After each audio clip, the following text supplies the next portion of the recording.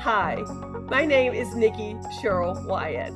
I am a faculty member for the National Alliance. I am also the director of an auto claims team for an insurance carrier. I have been handling and overseeing automobile claims for about 30 years. Today, I'm going to talk to you about compulsory coverages, and more specifically, how they relate to PIP coverage, uninsured motor coverage, and underinsured motorist coverage. Compulsory coverages are just this. They are coverages that are mandated by state regulation. Sometimes we will find that wording within the policy form. Sometimes those coverages have to be endorsed onto the regular policy form for those mandated coverages. Let me give you an example of compulsory coverage. I am in North Carolina. In North Carolina, uninsured motorist coverage is mandated, and our coverage limits for uninsured motorists must match the coverage for liability as well. If you're in the great state of New Jersey, a compulsory coverage that you have there will be PIP coverage.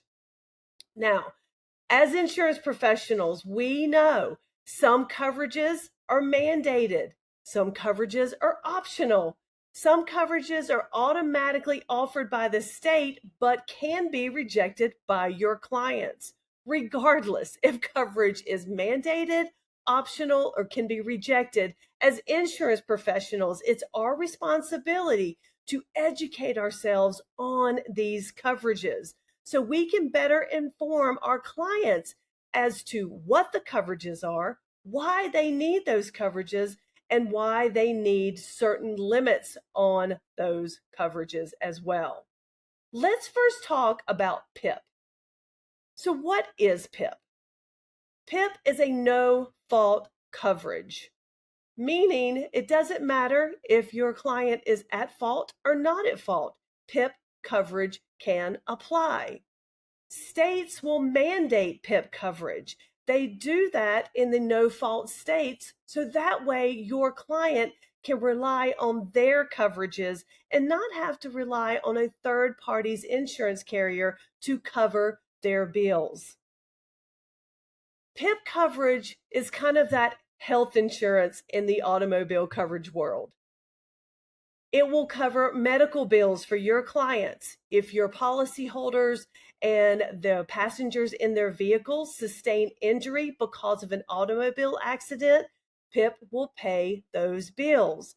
PIP also has extra coverages like lost wages and service losses, like if your client can't now do their yard work because of their injury or their housework because of their injury and have to hire someone else, PIP can cover that.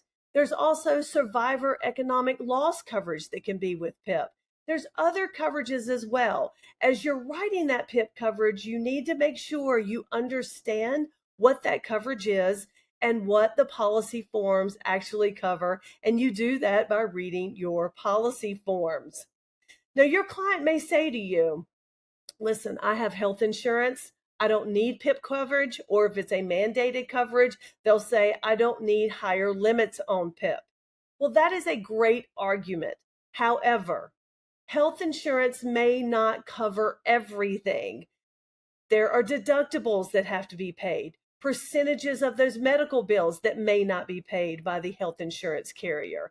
Health insurance also does not cover lost wages, service losses, things of that sort.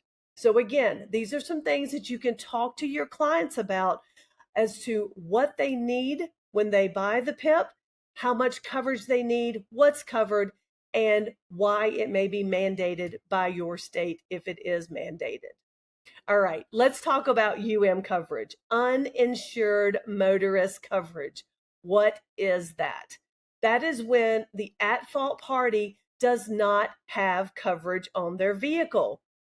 Now, liability coverage is a compulsory coverage. It is mandated by the states to carry that coverage. However, it doesn't mean that that coverage is always available. There are households out there that maybe are not paying their premiums on time, or they're entering into activities with their personal auto policy that is negating coverage. This will trigger uninsured motorist coverage for your client. So if your client is not at fault in an accident and the at-fault party doesn't have an effective policy or coverage is being denied, uninsured motorists can come into play. So we had a claim that was in Virginia. Our insured had their vehicle parked on the side of the road. The at-fault party came and sideswiped the entire vehicle and caused a total loss on my insured's vehicle. My insured did not carry collision coverage, but they did opt to add the uninsured property damage endorsement to their personal auto policy. Therefore, we were able to pay their total loss vehicle claim because they carried that coverage. And again, the at-fault party did not have an active policy at the time of the loss. Now, underinsured motorist coverage. What is underinsured motorist coverage? This is when someone has coverage, but just not enough. Underinsured motorist is triggered by either damage or limits trigger. You will look at the definition of underinsured in the policy to see how is coverage triggered. You will look also in the policy under limits of liability to see how the offset is going to apply. How will those claims be paid? It is very important that you are reading the policy language on those policies that you are writing for your clients to understand the definition, the coverage trigger of underinsured, and how is it going to be offset? What's the payout for underinsured motorist coverage? We had a client, they were injured by an at-fault party. They had a policy in effect. However, they only had $50,000 worth of liability limits. My insured had $300,000 in medical bills. When the at-fault carrier paid that $50,000, our insured was able to file an underinsured bodily injury claim. We had a $250,000 limit.